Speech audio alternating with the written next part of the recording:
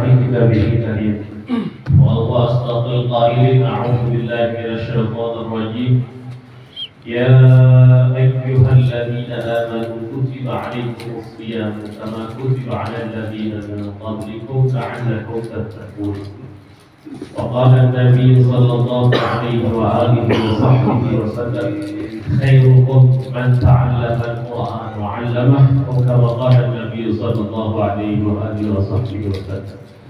صدق الله العلي العظيم وبلغ رسوله النبي الحبيب الكريم ونحن على ذلك من الشاهدين والشاكرين والحمد لله رب العالمين. الحمد لله kita telah melaksanakan sholat sunnah tarawih dan sholat sunnah witir berjamaah di malam ke-19 ini. Mudah-mudahan Allah Subhanahu wa taala menerima segala amal ibadah kita selama 1 bulan belakangan ini. Dan Allah Subhanahu wa taala tetap istiqomahkan kita dalam menjalankan segala bentuk macam ibadah di bulan Ramadan sampai nanti selesai bulan Ramadan. Bahasanya kalau kita main turnamen ini udah nyampe babak penyisihan udah lewat ya, babak penyisihan udah lewat. Sekarang kita masuk ke per-8 final. Nah, 16 besar. Ntar kita masuk ke per-4 final. Kapan? Malam 10 nanti. Terus per-4 final. Ntar malam 10 dari malam ke-25 sampai malam ke-29 itu semifinal dan malam 29-nya final. Bahasa turnamen ini. Kenapa? Karena kalau kita lihat di masjid, di mushola, itu semua masjid dan semua mushola mengalami kemajuan. Kemajuan softnya. Yang tadinya belakang penuh, lama maju ya kemajuan namanya. Nah maka tandanya apa? Banyak orang-orang yang tersingkir, banyak orang-orang yang tidak istiqamah dalam menjalankan ibadah, apalagi sholat sunnah tarawih. Dan kita alhamdulillah Allah Subhanahu wa taala berikan sehat afiat. Ya, karena kalau kita minta sehat, banyak orang dikasih sehat, tapi tidak semua orang dikasih afiat. Apa itu afiat? Kita kan selalu minta doain biar sehat afiat. Kita ngomong tapi kita tidak paham banyak afiat itu apa? Afiat itu adalah orang yang diberikan kesehatan, kekuatan dalam menjalankan kehidupan sehari-hari, tapi diberikan kesempatan untuk ibadah, itu namanya afiat. Banyak orang yang sehat sekarang? Banyak, belum jumpa kawas dari pagi sampai malam, sampai sore.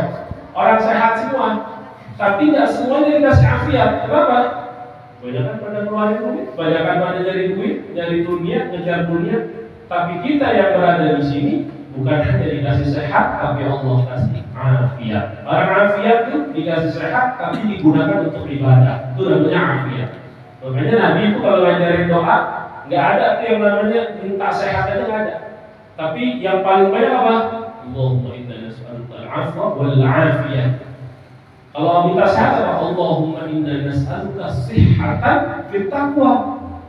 Nabi ngajarinnya kalau minta sehat gak cuma minta sehat doang. Itu tuntunan Nabi. Jadi kita kalau minta doa sama guru, sama orang tua, minta doa sehat, jangan minta sehat doang.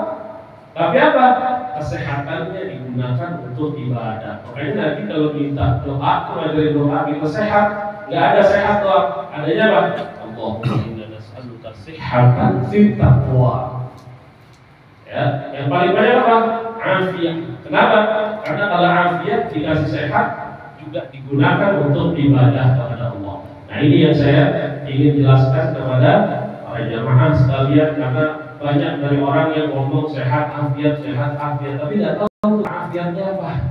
Nah, maka sedikit kata afiat tadi kita pelajarin, itu mudah-mudahan jadi bekal modal kita. Jadi kita kalau ketemu orang alim, ketemu orang-orang yang dekat dengan Allah, minta doanya nggak cuma minta doa, jadi doain biar saya jadi orang kaya. Jadi orang kaya sombong buat apa? Kalau jadi orang kaya nggak pernah sholat buat apa? Nah, maka kita kalau minta apa?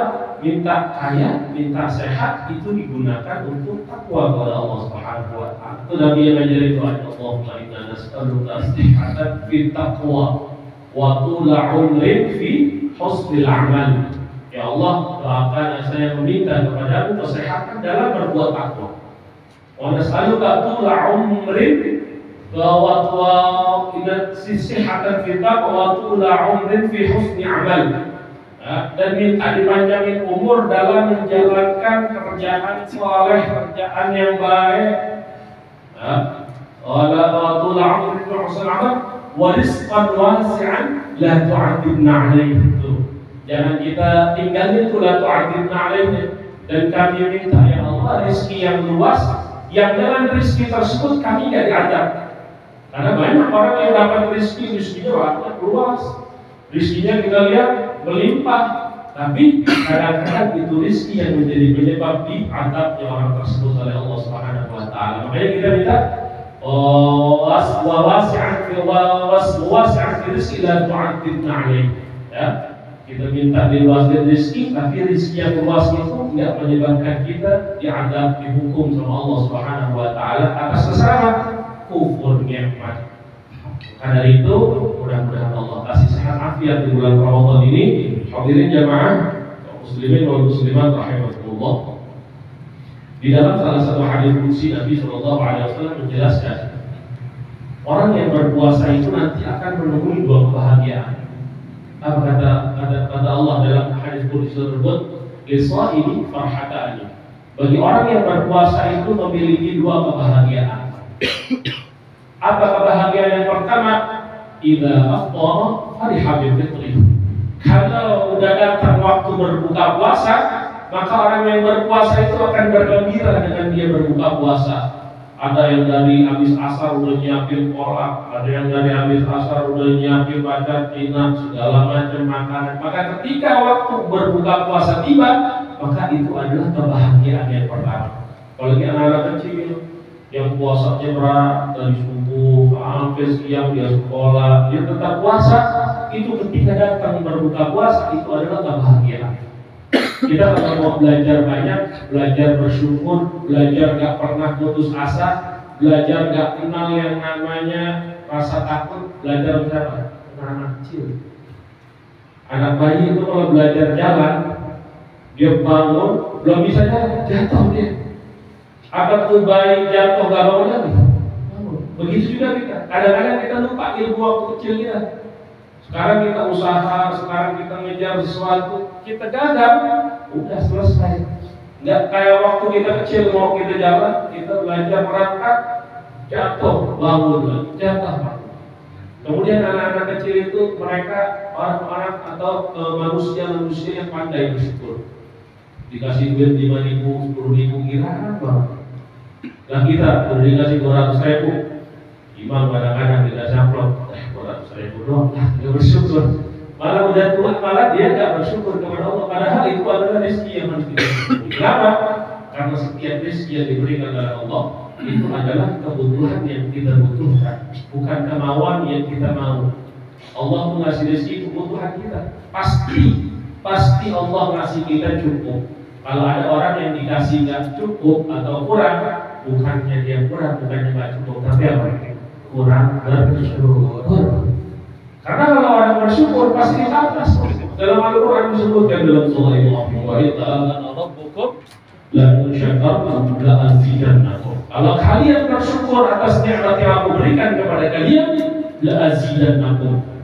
Ya, di situ ada dua alat takkid, ada dua huruf penekanan. Yang pertama apa? La. Itu adalah salah satu huruf untuk memastikan hambanya Allah Subhanahu Wa Taala pasti. Kemudian ada yang namanya nun takkid, la azidannakum, pasti sungguh akan aku tambahkan. Dan kadang kita nggak yakin sama Allah Subhanahu Wa Taala, kita nggak percaya sama Allah. Padahal Allah sudah meyakinkan kita dengan dua alat takkid. Kalau dalam belajar ilmu nahwu ada dua huruf takkid. Yang pertama harful lam, kemudian yang kedua nun takkid. Ya, nun ya itu nun takkid itu untuk meyakinkan la azidannakum. Itu Allah pastikan, Allah kasih kita jaminan bagi orang yang bersyukur akan diberikan oleh Allah tambahan atas nikmat tersebut. Nah, makanya Kita di bulan Ramadan ini harus banyak-banyak bersyukur. Kita buka puasa cuma adanya itu aja, maka bersyukurlah kita dengan apa yang dihidangkan tersebut. Kemudian ketika orang-orang yang berpuasa itu akan mendapatkan kebahagiaan yang kedua apa? Kebahagiaan kedua itu akan didapatkan oleh orang-orang yang berpuasa ketika nanti mereka bertemu dengan Allah Subhanahu wa taala. Dalam hadis qudsi dikatakan tersebut, yang kedua, kebahagiaan kedua itu adalah idza laqiya rabbahu fariha bisiyami. Kalau nanti orang-orang yang berpuasa bertemu berhadapan dengan Allah Subhanahu wa taala, fariha bisiyami. Dia akan berbahagia, dia akan berbangga dengan puasa yang dia kerjakan di dunia. Tahu, liqa'u rabbih, itu bertemu dengan Allah adalah nikmat yang paling atas yang ada di dalam surga Allah Subhanahu wa taala. Kita kan dalam baca Quran, dalam surga itu nikmatnya apa? Di bawahnya mengalir sungai. Kemudian kita mau makan apa aja ada. Kalau yang laki-laki ini paling getol, paling gampang diiming-imingin surga sama apa? Bidadari. Tapi ibu-ibu tenang, nanti kalau lihat lakinya bidadari, bahkan ada 70 bidadari, ibu-ibu nggak bakal yang namanya cemburu, nggak bakal yang namanya sedih. Karena surga itu nggak ada kesedihan, nggak ada nangis, nggak ada ketakutan. Surga itu adalah tempat kesenangan. Maka jangan takut kalau melihat lakinya sama bidadari. Jadi kalau ada yang lakinya kawin 2, 3, anggap aja dia lagi bidadari. Nah ini mah laki masih bisa. Ibunya dikit ini. Ada puas-puas semua lagi. Ya, jadi ini adalah salah satu kebahagiaan yang akan diberikan oleh Allah Subhanahu wa taala ketika orang-orang yang berpuasa itu bertemu dengan Allah Subhanahu wa taala. Kok bisa seorang yang berpuasa bertemu dengan Allah? Karena Allah sendiri yang menjanjikan apa kata Allah dalam hadis qudsi sebelumnya, kalimat dalam hadis tersebut, as-shaumu li wa ana ajzi bihi. Puasa itu untuk aku kata Allah, dan aku langsung yang akan memberikan balasannya kepada kalian. Maka pasti orang yang berpuasa itu akan bertemu dengan Allah untuk apa? Ngambil gaji. Ngambil gaji puasa kita langsung bertemu sama Allah Subhanahu wa taala. Maka ini adalah kebahagiaan kedua. Kita jangan pernah membayangkan kebahagiaan di dunia, kebahagiaan yang paling senang kita hadapi di dunia itu kalah jauh dengan kebahagiaan ketika kita bertemu dengan Allah Subhanahu wa taala. Makanya puasanya harus sungguh-sungguh dan puasanya harus betul-betul dengan sesuai yang diajarkan oleh baginda Rasul sallallahu alaihi wasallam. Enggak sampai di situ. Orang yang berpuasa dia punya kebahagiaan, dua kebahagiaan tersebut, dan ada lagi satu hadis Nabi sallallahu alaihi wasallam dalam kitab Riyadhus Shalihin, kalau jemaah mau baca, itu diriwayatkan oleh Imam Bukhari dan Imam Muslim dari jalur riwayatan Abu Sa'id Al-Khudri radhiyallahu anhu. Qala Rasulullah sallallahu alaihi wasallam, bersabda Nabi sallallahu alaihi wasallam kepada Nabi, "Ma min 'abdin yasumu yawman fi sabilillah." Tidak ada seorang hamba yang berpuasa satu hari di jalan Allah Subhanahu wa taala illa ba'adallahu bidzalika al-yawmi wajhahu 'anil nari 70 kharifan. Melainkan Allah jauhkan dengan puasanya yang satu hari tersebut akan orang itu daripada nerakanya Allah sepanjang 70 tahun perjalanan. Satu hari dia puasa, maka Allah jauhkan dia daripada nerakanya Allah sepanjang 70 tahun perjalanan. Ini kira-kira kita kalau jalan dari sini sampai mana? 70 tahun sampai mana ya? Jalan jauh, atau minimal kalau sejalan kita naik mobil 70 tahun. Itu jauhnya bukan main. Artinya apa? Satu hari yang kita lakukan puasa dan kita bersungguh-sungguh melakukan puasa itu karena Allah, maka akan Allah jauhkan kita daripada neraka Allah Subhanahu wa taala. Itu baru satu hari. Bayangin kalau kita puasa di bulan Ramadan 29 hari, 30 hari, bahkan bukan hanya sampai di situ. Orang-orang yang berpuasa itu bisa dilipat gandakan oleh Allah Subhanahu wa taala setiap amalannya sampai 70 kali lipat. Kali 70 kali 70 itu berapa? Itu baru satu hari. Bagaimana kalau kita berpuasa selama 30 hari, 29 hari, dan puasa-puasa sunnah lainnya di luar bulan Ramadan pun sama balasannya seperti itu. Ini bukan hanya puasa di bulan Ramadan, tapi puasa di luar bulan Ramadan kita lakukan satu hari, maka Allah akan jauhkan kita daripada neraka Allah Subhanahu wa taala 70 tahun perjalanan. Maka orang yang berpuasa dijamin jauh daripada neraka dan dekat sama surga Allah Subhanahu wa ta'ala. Makanya berkecil hati buat orang-orang yang berpuasa, mudah-mudahan Allah Subhanahu wa taala senantiasa berikan sehat afiat, Allah berikan panjang umur, dan Allah luaskan rezekinya. Ya Allah, kalau orang puasa lebaran nggak berikan duit, kayaknya nggak senang. Jadi kita biar senang, biar kata kita puasa nanti lebarannya pegang duit. Tapi kalau orang yang bertakwa itu nyerahin semuanya sama Allah Subhanahu wa taala. Yang penting apa? Ketika hari raya Idul Fitri dia diberikan nikmat dan dia bersyukur atas nikmat tersebut, maka ini akan menjadi satu kebahagiaan di dunia yang akan mengantarkan kita ke dalam surga Allah Subhanahu wa taala. Kita kalau ngarepin puasa kita masuk dalam surga enggak bakal. Ngarepin apa? Sedekah kita mau masuk surga, sedekah kita mau ambilin. Nabi Muhammad SAW pernah ngasih contoh apa? Nabi Muhammad pernah sedekah semua harta yang ada di rumahnya dikeluarin, semua hartanya, semua makanannya, sampai selesai Nabi sedekah. Nabi bilang apa sama Sayyidatuna Aisyah, ya Aisyah, ada nggak sesuatu yang bisa kita makan? Nggak ada ya Rasul. Tadi itu dibagiin semua. Ya udah kalau gitu kita puasa. Tuh Nabi kan sampai gitu. Kita ada kayak gitu. Semuanya kita keluarin. Tanya sama bini kita, Nek, ada yang bisa dimakan nggak? Nggak ada. Lu gimana? Nasi. Yang ada kita makan orang. Ya udah kita puasa. Kita sedekah, kita nggak bisa nganterin kita untuk masuk dalam surga. Sholat kita, apalagi? Tahajud kita, bangun malam ini kita dibangun doang, sholat 2 rakaat kita. Nggak bisa nganterin kita. Yang bisa mengantarkan kita masuk dalam surga Allah apa? Rahmatnya Allah Subhanahu wa taala. Dari mana kita dapat rahmat? Rahmat itu kita dapat kalau kita ngerjain amal soleh. Amal soleh itu bukan sama orang muslim doang. Kita bantuin orang yang non muslim itu amal soleh. Kita bantuin binatang itu amal soleh. Kita hidupin tanaman itu amal soleh. Jadi amal soleh itu nggak cuma kita sama hablum minan nas saja, tapi hubungan kita dengan semua makhluk yang ada di atas muka bumi ini bisa menjadi amal soleh bagi kita. Jadi yang bisa melakukan amal soleh bukan cuma ustadz, semua bisa menjadi amal soleh. Bahkan dikatakan dalam salah satu hadis, amal soleh itu bentuknya banyak. Yang paling kecil itu apa? Imatatul adza 'anil thariq. Apa? Nyingkirin penyakit yang ada di jalanan. Kita kalau melihat ada paku, ada kulit pisang, kita pinggirin, itu ada amal soleh. Maka jangan kita ngeremehin amal soleh yang kita kerjain. Kita di jalanan ada kucing di tengah jalan mau nyebrang bingung, kita pinggirin, itu amal soleh. Nah, maka amal soleh itu gak selalu berbentuk kita ngasih yatim. Amal soleh itu gak selalu kita berbentuk ngasih sumbangan ke masjid, musola, enggak. Jadi orang yang tidak punya harta pun masih memiliki kesempatan untuk melakukan amal soleh. Jadi yang kamu ini yang punya duit, ampun mah nyingkirin batu aja di jalan jangan. Kalau yang punya duit, dikeluarin duitnya. Ya, kalau yang nggak punya duit, itu untuk belakang torik. Ya, kemudian yang paling besar masalah apa? Maafin orang yang berbuat salah. Udah itu paling bagus. Bahkan dikatakan dalam salah satu riwayat, orang yang tiap malam dia mengatakan dan mendeklarasikan dirinya, ya Allah, saya maafkan orang-orang yang berbuat salah kepada saya maafkan orang-orang yang berbuat zalim kepada saya, dan jadikan itu sebagai amal jariah buat saya, jadikan itu sedekah buat saya. Apa? Itu malaikat sampai capek ngurusin amal soleh orang tersebut.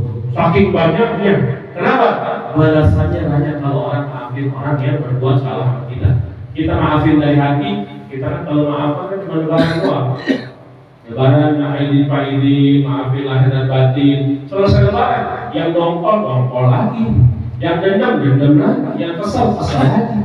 Ya, jangan begitu, maafkan dari hati. Kalau emang hati kita berat, rasanya kita ucapkan di hadapan Allah, ya Rabb, saya maafkan fulan bin fulan. Ya Rabb, saya ampuni kesalahan fulan bin fulan. Nah, itu adalah sunnah yang paling bagus yang bisa dilakukan oleh semua orang.